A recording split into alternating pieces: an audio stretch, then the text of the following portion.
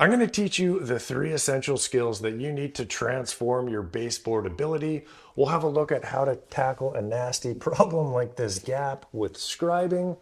And then I'm going to share with you the age-old carpentry wisdom on how to get perfect inside copes. And then this is the one that most people mess up. And if I'm being honest here, this is what your friends are going to notice when they come over.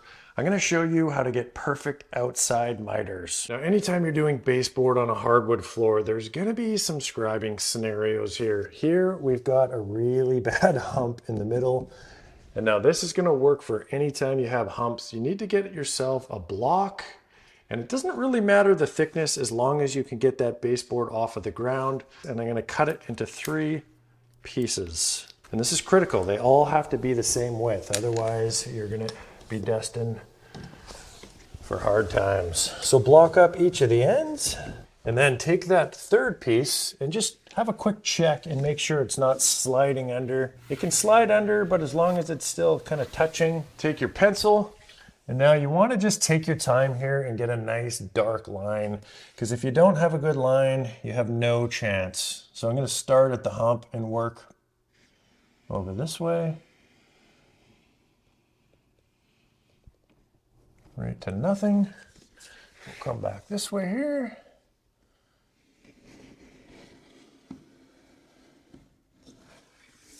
Yeah, that's a nice dark line. And now there's a bunch of different ways that you can cut up to the scribe line here. Power planer, freehand on the table saw, jigsaw, but my favorite method is to use the trusty old circular saw. So I'll show you how to do that one. Now for this cut, if I wasn't making the video, I would put on a dust mask. I do have the vacuum hooked up to this saw. You can actually get this little piece here that screws onto the Makita saws. It's very handy. Before we make the cut, let me share with you the 2 things that I wish I knew when I first started. The 24-tooth Diablo blade is the best all-around blade. You can do framing, you can do finishing work. It does a nice job. The second thing, and this is key here, is when you're making the cut, you want to tip the saw to cut a nice bevel on the bottom. You also want to stay about a 1/16 of an inch away from that pencil line. And then with that bevel, you're going to be able to sand into the pencil line a lot easier. It also keeps the base plate of the saw off of your finished material, and you don't end up with that nasty streak all the way along. This is a 2-handed cut, so you have to have this nice and secure because you're going to be pulling the blade guard out of the way and then tipping the saw. It's impossible to do this with one hand. You do not want to jam this thing open because that's how you're going to end up cutting yourself really bad. And now to sand up to the line, the best tool that I've found is this little mini Ryobi belt sander from the Home Depot with a 36 grit belt on here. And the biggest piece of advice that I can give you with the belt sander is this is the best method here, holding it straight up and down with a bit of a bevel on there. You're going to get a nicer fit. This is the way to do it right here.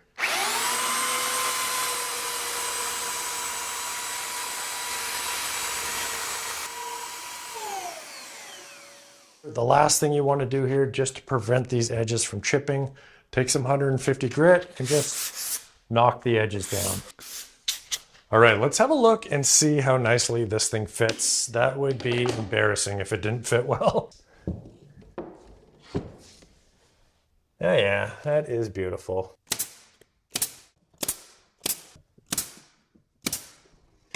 We've mastered the skill of scribing. Let's get on to the second skill, and that is my favorite part of finishing carpentry, coping inside corners.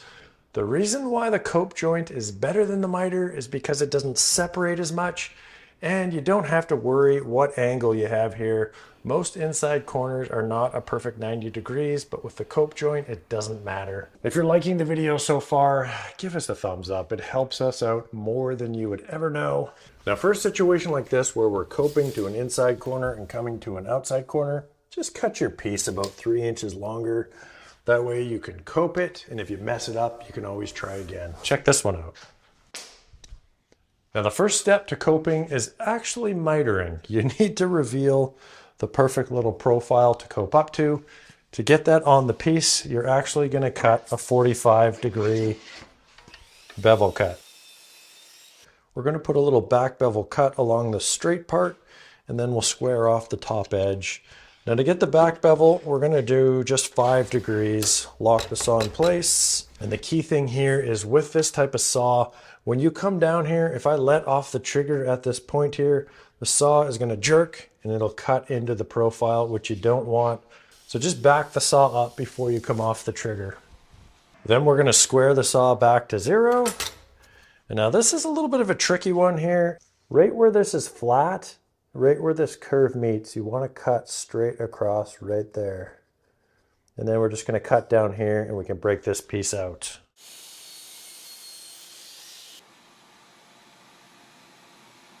Now we're all set up at the coping station. I've got my comfortable little stool. I've got this piece clamped onto the table. With your coping saw, this is key here. You want to hold it like a bird, like the golf analogy of just holding it gently like a bird. You see how easy that was to get started? If I was to try and strangle it, it's just much more difficult. And then you want to just follow a 30-second away from the profile of the painted part here, and then maintain that little bit of a back bevel. It's gonna make it easier for sanding. When it comes to sanding out this last little bit, you have some different options. You can use just some hand sandpaper, 150 grit. If you're gonna go that route, I suggest gluing it to itself. It's just a lot nicer and it's easier to work with. The next level up is to make yourself one of these sanding blocks. This is really handy. You can get these sharp edges into the profiles. If you really wanna speed things up, you can get one of these little flame bits for your Dremel tool. Yeah, you wanna be careful with this thing, obviously. Don't touch it with your fingers. So the little flame bit did the bulk of the work. I'm going to take my block here and just ease it right into the painted profile. We'll grab a scrap of baseboard and test the fit. Could take a little bit more out of this top profile here, just so the top fits a little flusher. Now let's test that. That is beautiful. Very nice. Let's put this thing in. Yeah, that's a beautiful fit.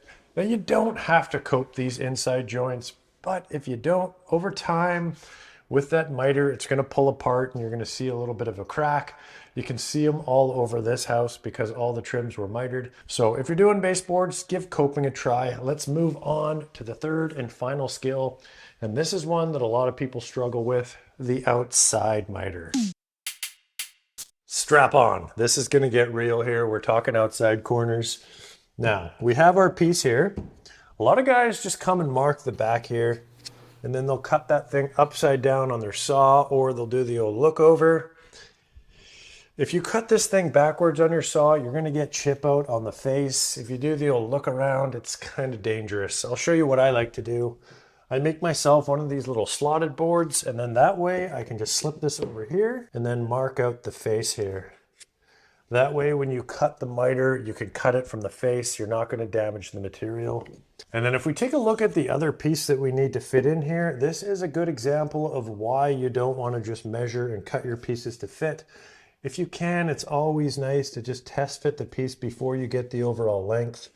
Because you can see here, we've got a bit of a gap. So before we get the overall length, we can trim this piece to fit nice and tight to the casing. And I'm just going to guesstimate. It looks like about 1/16 of an inch. I'll make a mark up here.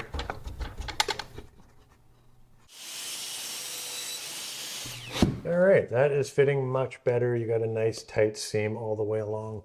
You could caulk that seam, but it's going to look a little amateur. So that's nice. And then we'll get the outside mark on here with this little cheater board.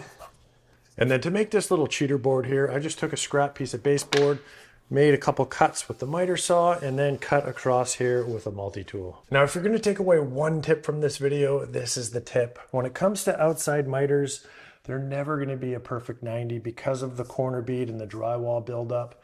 Let me show you how to find this angle and get the perfect cut. You just use one of these cheap angle finders, put it on the corner.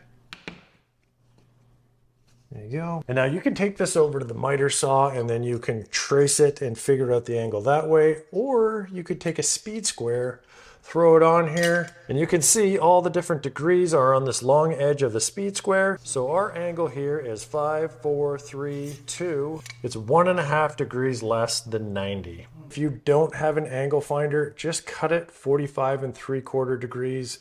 That's going to be a great starting point. We're going to cut these miters at 45 3/4. So to find that 3/4, you kind of get on the 45, you got your 46, figure out the half, and then just a little tap. Get it close, really snug down that miter saw so you don't start slipping. And then to line up these cuts here, I like to get this piece here, pull the guard up, sight down the blade like a rifle until you get it right on the edge. For this piece here, I might even just leave it a little long, make a cut, and then kind of cozy it up to the line. Well, let's check the fit here and see if we are in business. Yeah, you can see that that angle is working out beautiful. This one piece is sticking out a little bit at the bottom. A lot of times what happens here is you get a bunch of mud buildup. Take one of your handy little scrapers, my favorite tool of all time, the 9-inch Titan, and just chip some of that drywall mud off there. That'll help you get a better fit at the bottom. Now let's see if we're in business. Yeah, that's fitting a lot better. The other thing you can do, especially with these cardboard baseboards, just take a little bit out of there. That'll help you get that perfect miter. Yeah, that's beautiful. Okay, let me show you how to glue this up. We'll nail this board on. Make sure this is nice and snug here. Now, when it comes to nailing the outside here, because of the metal corner bead, you want to stay back 1 inch. Otherwise, you're going to nail into it and all kinds of bad things can happen. And we're going to use the stud finder to hit our studs.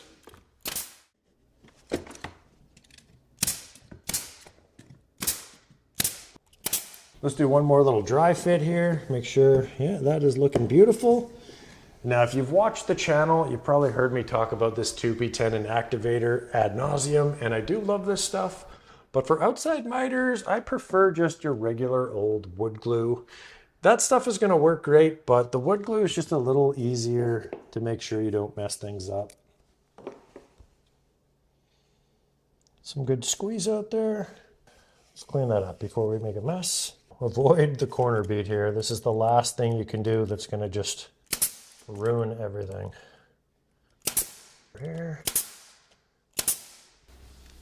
Round this corner over so it's not going to want to chip off with the vacuum cleaner. Get that top profile. And hey, if you want to see how to do the perfect prep work for your trim work, go ahead and check out this video right over here. Check this one out.